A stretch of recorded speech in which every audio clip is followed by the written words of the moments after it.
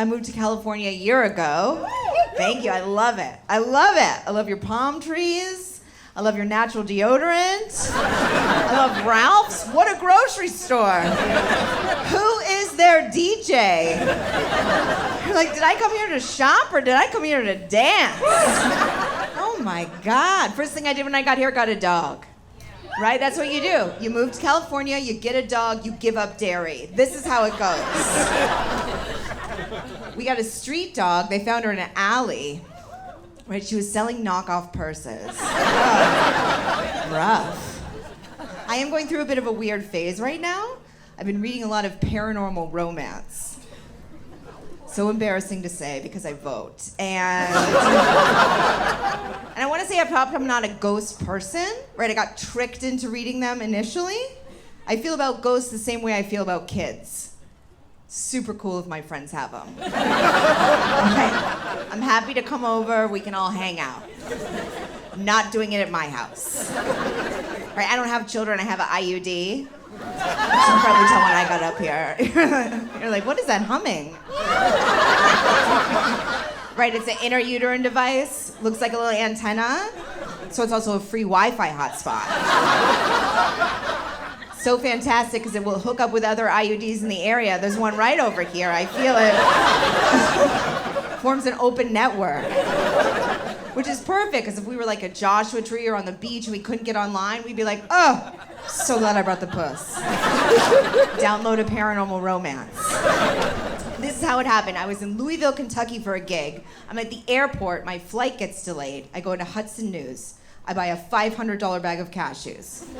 So good. 3 nuts. I could have bought property. And then I usually have a library book. Support your local library. But I didn't have one. I go over to the little book stand.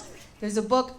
All it says on the back is about a woman who works for the FBI profiling serial killers. I'm in.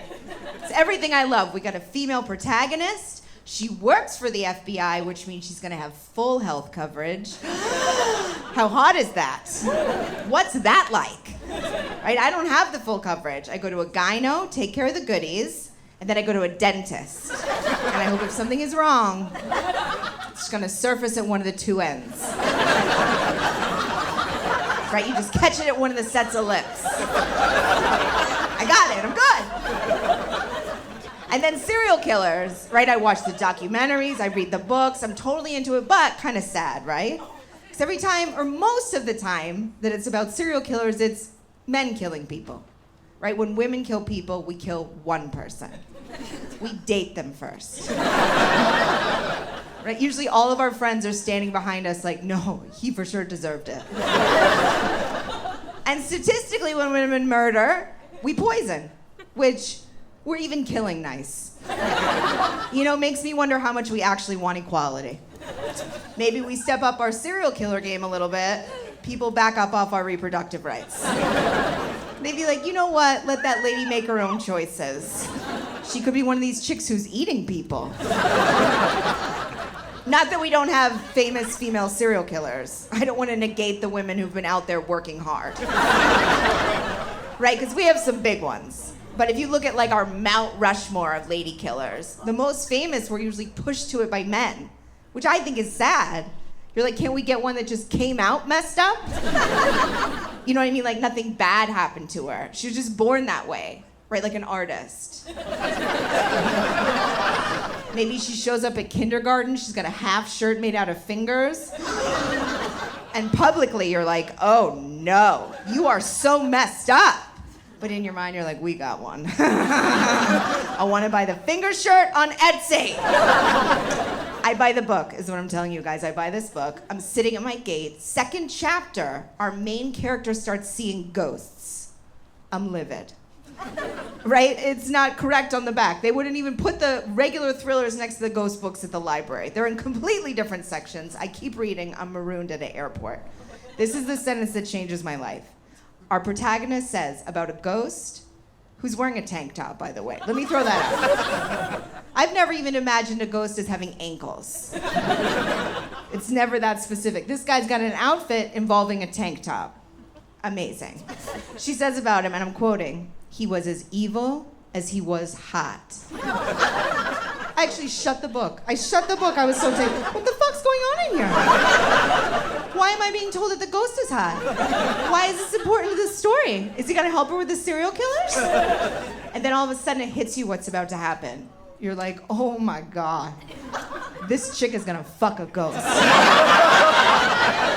Right, and she does. She fucks the shit out of us. For 4 books. It's a 4-part series. Yes. I bought the other 3 in hardcover. Oh, so good.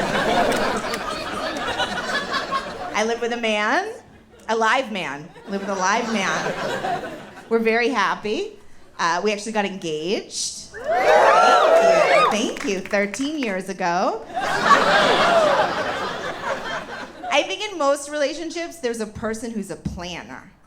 Right? There's always one person. We don't have that person. And it's not just a wedding. We haven't planned what we're doing next week. We've never planned a vacation. We don't have a dream board. We're actually thinking about having an open relationship, not to date other people, but just so we can get someone who can collage. Right? I think the longer you're with somebody, the more you love like the little things you share together that the world doesn't see. Like, I love when he comes out of the bathroom late at night, has that little wet spot on his boxer briefs. Right, because he's the only man I've ever lived with, so initially I had no idea what it was. I legitimately thought we had a crack in our ceiling. Right, when we lived in New York, we lived on the top floor, and I was like, oh my God, there's a dip in the roof. And now water has accumulated, and it's dripping through this crack onto his man panties. I was like, I'll go up there, I'll shellac it. I can fix it. Not what it is. Or it's a pee spot. He pees a little bit after he pees. How cute is that? Right, there's the regular pee, and then no matter how much he shakes it, a little bit of pee that comes out after. What? How would I have guessed that? In all my years of peeing. And I've been peeing for decades, straight up decades. I've never peed on my own leg and then been like, oh, you know what, I'll leave it. I'm just gonna leave it.